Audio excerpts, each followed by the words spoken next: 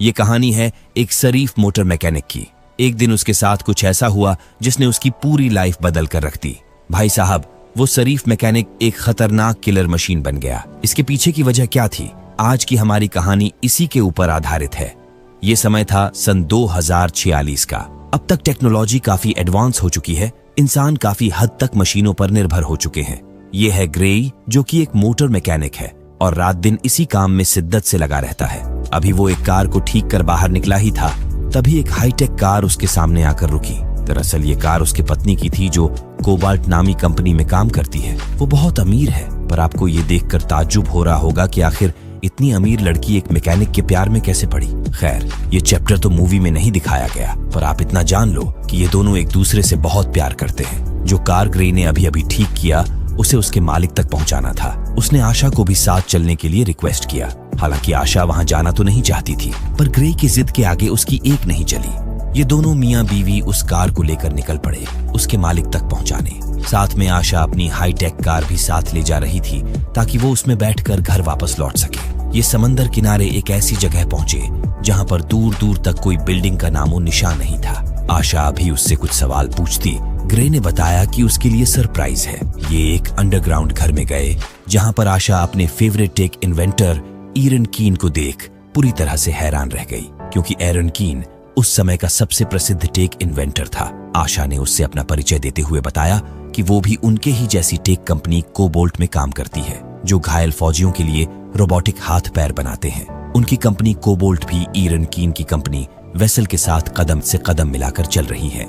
ये सुन तो एरन कीन जल भुन गया कि आखिर उसके सामने ये लड़की अपनी कंपनी की बड़ाई कैसे कर सकती है। वो तुरंत उसे अपना ब्रह्मास्त्र दिखाने ले गया। उन्हें वो चीज दिखाया जो आने वाले समय में उसे टेक की दुनिया का बेताज बादशाह बना सकता था।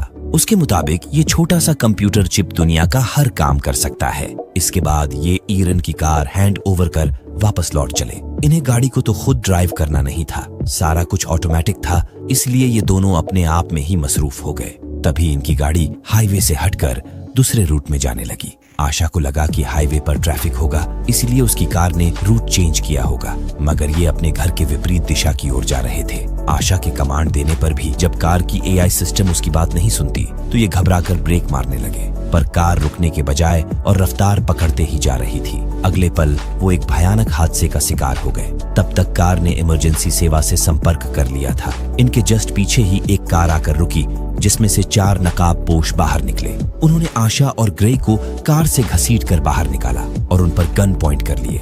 वही पुलिस का ड्रोन भी वहां आ चुका था। ग्रे उनके सामने गिड़गिड़ाने लगा। वो उन्हें अपना पैसा वगैरह सब कुछ देने को तैयार था। फिर भी उन दरिंदों ने आशा को उसके सामने ही गोली मार दी। ग्रे कुछ न कर सका। आशा खून में सनी जमीन पर पड़ी हुटुकती रही, मगर कोई भी उन दोनों को बचाने नहीं आया। अगले पल उन नकाबपोशों ने ग्रे को भी गोली मारा और वहां से भाग गए। कुछ देर बाद मौकाए वारदात पर पुलिस पहुंची। आयशा तो बच नहीं सकी, लेकिन ग्रे को बचा लिया गया, पर अब वो किसी काम का नहीं था। डॉक्टर्स का कहना था कि ग्रे की कोई नस कट गई है, इसलिए वो पैरालाइज हो गया है। इस बात को 3 महीने बीत चुके थे। अब ग्रे का हर काम उसकी माँ करती थी। उसे अपनी माँ के लिए बहुत बुरा फील होता था, पर चाहकर भी वो उनके लिए क्या ही कर सकता था।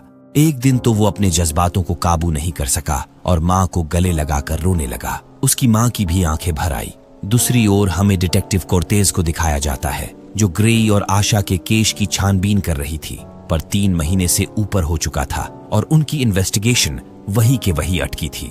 मौकाए वारदात पर जो ड्रोन फुटेज मिला, उसमें भी अपराधियों का चेहरा पहचान में नहीं आया था, क्योंकि उन्होंने पुलिस ड्रोन से पहचान छिपाने के लिए फायरबॉल टेक्नोलॉजी का इस्तेमाल किया था। ग्रे को यहाँ भी निराशा ही हाथ लगी। आखिर में इन सारे परेशानियों से वो हार मान लिया और जो एआई सिस्टम उसे तीनों टाइम इंजेक्शन लगाया करता था, वो उसे बार बार इंजेक्शन लगाने के लिए कमांड दिया। मगर एआई को भी पता है कि दवा के ओवरडोज से ग्रे की मौत भी हो सकती है, इसलिए वो 3 बार डोज देने के बाद दवा देने से मना कर दिया। ग्रे इस 3 डोज से मरा तो नहीं, पर हॉस्पिटल जरूर पहुंच गया, जहां पर वो टेक इन्वेंटर एरन कीन उससे मिलने आया। अब ये वही आदमी है जिसकी गाड़ी ग्रे मूवी के स्टार्टिंग में वापस लौटाने गया था। एरन कीन का कहना था कि उसने जो डिवाइस उसे अपने घर पर दिखाई थी, उसकी मदद से ग्रे दोबारा अपने पैरों पर खड़ा हो सकता है। उसकी जो नस उसके हाथ पांव को उसके दिमाग से जोड़ती है, शायद वो कट गई है। उन्हें उसका डिवाइस स्टेम जोड़ सकता है। अगर ये प्रयोग सफल रहा तो उसके जैसे लाखों अपंग लोग अपने पैरों पर खड़े हो सकेंगे। ग्रे इस ऑपरेशन के लिए मान तो गया, मगर साथ ही साथ उसे ईरन की सारी शर्तें भी माननी पड़ी। जब तक ये प्रयोग पूरी तरह से सफल नहीं हो जाता, ग्रे को ये बात गुप्त रखनी थी। देखते ही देखते ऑपरेशन पूरा हुआ। उसकी गर्दन की हड्डी में उस स्टेम नामी चिप को सफलतापूर्वक लगा दिया गया। जब वो होश में आया तो पूरी तरह हैरान रह गया। उसके सभी अंग पहले की तरह काम करने लगे थे। ये किसी चमत्कार से कम नहीं था। इसके बाद ग्रे ने ऑपरेशन से पहले जो शर्त माना था उस पर साइन कर घर वापस लौट आया। भाग्य संयोग डिटेक्टिव कोर्टेज उसके केस की फाइल्स उसके घर पर ही छोड़ गई थी। उसमें वो ड्रोन फुटेज भी था जिसमें वो 4 लोग आशा और ग्रे को मारते हुए रिकॉर्ड हुए थे। तभी ग्रे के अंदर से एक आवाज आई, मैं तुम्हें उन कातिलों तक पहुंचा सकता हूं। मैंने वो सारी फाइलें पढ़ी जिसे तुमने अभी अभी चेक किया। ये आवाज उसके गर्दन में लगे स्टेम नामी चिप की थी।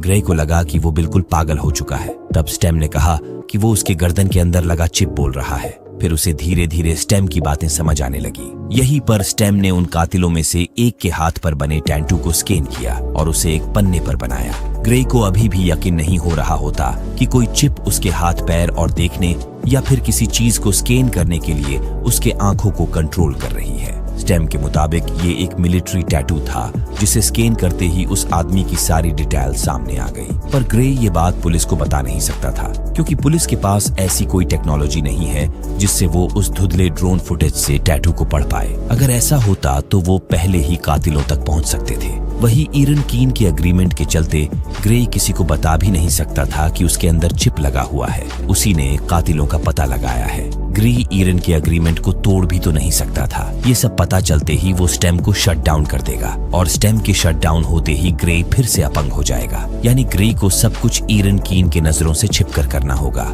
अगले पल वो उस टैटू वाले आदमी के घर पहुंचा ताकि कोई सबूत ढूंढ सके और पुलिस को बता सके कि देखो, यही मेरी पत्नी का कातिल है। अभी उसके हाथ कुछ लगा भी नहीं था, तब तक वो आदमी आधमका। जैसे ही उसकी नजर ग्रे पर पड़ी, वो उसे कुत्ते की तरह धोने लगा। वो उसका गला घोंट कर मारने ही वाला था।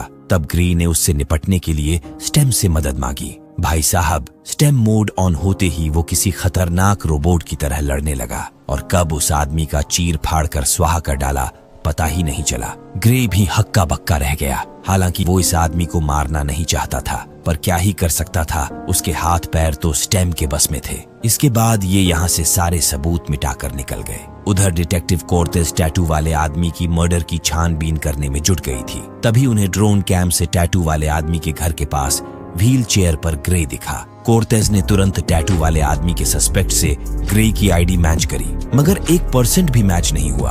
दूसरी तरफ एरन ग्रे को अलग ही तोड़ रहा था। इतने में स्टेम ने ग्रे के दिमाग में धीरे से कहा, वो मुझे ट्रैक कर सकता है, उससे कुछ भी छिपाने की कोशिश मत करना। वही ईरन कीन इस बात से घबराया हुआ था कि कहीं ग्रे की लापरवाही की वजह से उसका डिवाइस ट्रायल पीरियड में ही गवर्नमेंट की नजर में न आ जाए। इस बार तो वो ग्रे को फटकार लगाकर छोड़ दिया, पर अगली बार माफ नहीं करेगा। अब ग्रे काफी दुविधा में फंस चुका था। उसे आशा के कातिलों को भी ढूंढना था और ईरन कीन के नजरों से भी बचना था। तभी स्टेम ने बताया कि वो अपनी तहकीकात ओल्ड बोन्स से शुरू कर सकता है। अगले पल वो ओल्ड बोन्स पहुंचा। ये जगह काफी खतरनाक लग रही थी। बार के अंदर केवल गुंडे मवाली ही नजर आ रहे थे। ग्रे थोड़ी विस्की वगैरह पीने के बाद सबका ध्यान अपनी ओर खींचते हुए बोला, मैं यहाँ अपने पत्नी के कातिलों को मारने आया हूँ। अगर वो यहाँ है तो कायदे से सामने आ जाए। जिस पर वहां मौजूद सारे लफंटूस ठहाका लगाकर हंसने लगे कि एक तो खुद व्हीलचेयर पर बैठा है और लंबी लंबी फेंक रहा है। अगले पल एक काला लंबा सांड जैसा आदमी ग्रे के सामने आया और उसे बाथरूम में उठा ले गया। कैसे मारेगा मुझे आज? चल बता कैसे मारेगा? उस रात तेरे पत्नी की हत्या में मैं भी शामिल था। इतना सुनते ही ग्रे ने जैसे ही स्टेम को कमांड दिया, भाई साहब वो किसी कमांडो की तरह लड़ने लगा और चंद मिनटों में ही सबको पीट पाट कर उस कल्लन के सीने पर पिशाच की तरह कूद कर बैठ गया। चल बता, तेरे साथ 2 लोग और कौन कौन थे और हमें क्यों मारना चाहते थे? मगर वो कल्लन कुछ बताने को तैयार नहीं था।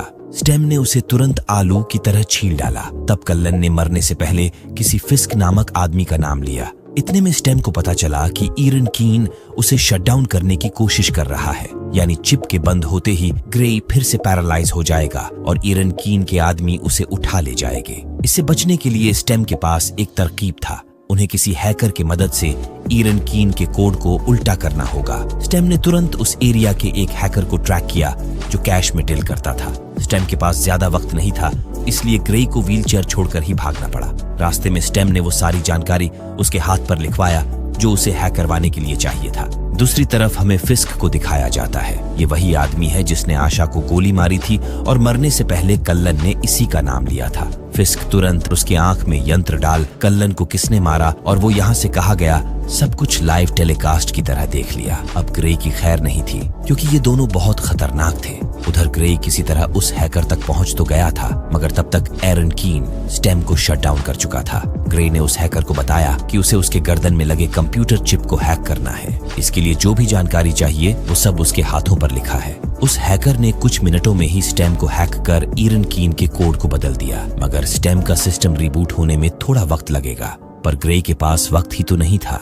इस बिल्डिंग में फिस्क और उसका दोस्त आ चुके थे। उनके हाथों के अंदर ही खतरनाक बंदूक फिट था जिसे लोड कर वो ग्रे की तरफ बढ़ते ही जा रहे थे। वही ठीक इनके पीछे ईरन कीन की कंपनी वेसल के आदमी भी ग्रे को उठाने आ चुके थे। इधर ग्रे बार बार स्टेम को आवाज लगा रहा था। जैसे ही वो ग्रे के पास आए, स्टेम भी रिबूट हो गया और फिस्क पर टूट पड़ा। फिस्क का दोस्त उसे अपने हाथों में लगे गन से एक के बाद एक धड़ाधड़ गोलियां दागने लगा, मगर ग्रे उन सारी गोलियों से बचकर भाग निकला। ये उसका पीछा करने लगे। इतने में फिस्क को लिफ्ट में 2 लोग गन लेकर आते हुए दिखे। ये दोनों वेसल के आदमी थे जिन्हें फिस्क ने अपने हाथों में लगे गन से भून डाला। उधर ग्रे भागता हुआ बिल्डिंग के टेरेस पर जा पहुंचा था। अब यहाँ से भागने का कोई ऑप्शन नहीं था। तभी स्टेम ने कहा, तुम मुझे सिर्फ आदेश दो, मैं इसका कुछ सेकंड में ही गेम बजा दूंगा। और अगले पल स्टेम ने उसका सच में गेम बजा डाला। फिस्क जब तक यहाँ पहुंचता ग्रे घर पहुंच चुका था। उसकी माँ उसे चलता फिरता देख पूरी तरह से हैरान रह गई।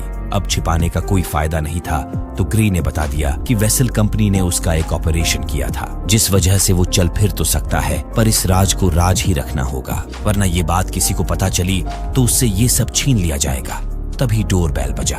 दरअसल वो डिटेक्टिव कॉर्टेज थी। उन्हें एक और क्राइम सीन पर ग्रे का व्हीलचेयर मिला था। उन्हें शक था कि ग्रे ये मर्डर्स किसी को पैसे देकर करवा रहा है। शायद वो अपनी पत्नी के कातिलों को ढूंढ चुका है। हालांकि कॉर्टेज के पास कोई पुख्ता सबूत नहीं था, इसीलिए वो बातों ही बातों में एक आवाज सुनने वाला यंत्र चुपके से ग्रे के शर्ट में डालकर निकल गई। इधर स्टेम ग्रे पर दबाव बनाने लगा कि उन्हें फिस्क को ढूंढकर मारना ही होगा, वरना वो इन दोनों को निपटा देगा। ग्रे 2 दिन से सोया नहीं था। वो पूरी तरह से थक चुका था, इसीलिए मना कर दिया। तब स्टेम ने जो बताया उसे सुन ग्रे के तोते उड़ गए। दरअसल जब स्टेम ने अपने आप को हैक कराने के लिए जो इंस्ट्रक्शन उस हैकर को दिए थे, उसमें यह भी था कि स्टेम पूरी तरह से आजाद हो जाएगा।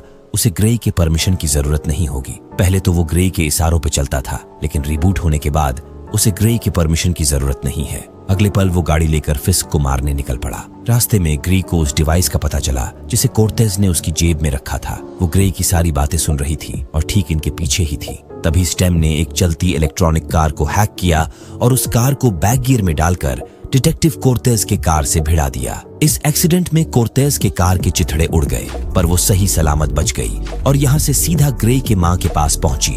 अब इनका रास्ता क्लियर हो चुका था। स्टेम ने फिस्क का लोकेशन भी ट्रैक कर लिया था। ये चुपके से उसके घर में जाकर छिप गए। जैसे ही फिस्क वहां आया, ग्रे ने उस पर गन पॉइंट कर लिया। ग्रे का उससे भी वही सवाल था कि आखिर आशा के मर्डर के पीछे किसका हाथ है, उससे किसी की क्या दुश्मनी थी। तब फिस्क ने बताया कि टारगेट वो नहीं बल्कि ग्रे था। वो तो फ्री फोकट में मारी गई। ये सुपारी आशा को मारने के लिए नहीं बल्कि ग्रे को अपाहिज बनाने के लिए मिला था। उस रात फिस्क ने जिस गन से ग्रे के गर्दन में गोली मारी वो कोई गन नहीं बल्कि साड़ को बैल बनाने वाला यंत्र था। इतना सुनते ही ग्रे उस पर टूट पड़ा। फिस्क 1 मिनट भी स्टेम के सामने टिक नहीं पाया और मारा गया। यहीं पर फिस्क के वॉइस मैसेज चेक करने के बाद पता चला कि इस कांड के पीछे ईरन कीन का हाथ था, ताकि वो ग्रे को अपाहिज कर उस पर अपना प्रयोग कर सके। यहाँ से ये सीधे ईरन कीन को मारने पहुंचे। ईरन के गार्ड आड़े आए तो स्टेम ने उनका भी गेम बजा दिया। इससे पहले कि वो ईरन को भी मारता, डिटेक्टिव कॉर्टेज पीछे से आकर उस पर गन पॉइंट कर ली, पर वो उसे हथकड़ी नहीं पहना सकी। पलक झपकते ही उनकी गर्दन स्टेम के हाथों में थी। उसके मजबूत गिरफ्त से कोर्टेज का दम घुटने लगा, लेकिन ग्रे कोर्टेज को मारना नहीं चाहता था। वो तो बेकसूर थी, इसलिए ग्रे अपने हाथों को रोकने के लिए अंदर ही अंदर स्टेम से ही लड़ने लगा था। पर जब बात नहीं बनी तो अपने हाथ में ही चाकू मार लिया। फिर भी स्टेम को रोक नहीं सका। किसी तरह कोर्टेज ने उस पर ट्रेजर चलाकर उसे काबू किया। अब वो एरन कीन के गन पॉइंट पर था। यहीं पर एरन ने जो बात ग्रे को बताई, उसे सुन तो उसके होश ही उड़ गए। उसका कहना था कि वो तो बस एक गुलाम है जिसकी लगाम उसके गर्दन में लगे AI चिप स्टेम के हाथों में है। वो सालों से उसका हुक्म मानता चला आ रहा है। उसने वही किया जो स्टेम ने उससे करने को कहा। स्टेम ही उसके दर्द का कारण है जिसे ग्रे पागलों की तरह ढूंढ रहा था। स्टेम को एक ऐसी इंसानी बॉडी चाहिए थी जिसके शरीर में पहले से कोई इलेक्ट्रॉनिक सामान इनबिल्ड ना हो, जो कि 2046 में तो ऐसे आदमी को ढूंढना काफी मुश्किल था। पर जब स्टेम पहली बार ग्रे से मिला तो उसकी बॉडी को स्कैन कर उसी वक्त उसको चुन लिया। और जैसे ही ये घर के लिए लौटे, स्टेम ने आशा के कार को हैक कर लिया। इसके बाद की कहानी तो सबको पता ही है। वही अब स्टेम अपने क्रिएटर एरन को मारने के लिए ही ग्रे को यहाँ लाया था, क्योंकि एक इकलौता एरन ही है जो दूसरा स्टेम बना सकता है। अब ग्रे को सारा खेल समझ आ चुका था। इतने में जैसे ही एरन की नजर स्टेम से हटी, वो एक झटके में उसकी खोपड़ी खोल डाला और उसकी गन लेकर डिटेक्टिव कोर्टेज को भी शूट किया। मगर गोली मिस हो गई, क्योंकि ग्रे अंदर ही अंदर स्टेम को रोकने की जद्दोजहद में लगा था। पर वो ज्यादा देर तक उसे रोक नहीं सका और डिटेक्टिव कोर्टेज भी मारी गई। अगले पल ग्रे ने अपने आप को ही खत्म करना चाहा। तभी उसकी आंख बिस्तर पर खुली। उसके साथ आशा भी थी। आशा ने बताया कि उसका एक्सीडेंट हुआ था। वो 2 हफ्तों से कोमा में था। आशा को जिंदा देख वो बहुत खुश हुआ, लेकिन उसे कहाँ पता था कि स्टेम उसकी बॉडी इस्तेमाल करने के लिए उसके दिमाग को झूठे सपने दिखा रहा है। दोस्तों, ये कहानी तो यहीं पर खत्म हो गई, मगर आगे आने वाले और कहानियों को सुनने के लिए आप हमें सब्सक्राइब भी कर सकते हैं।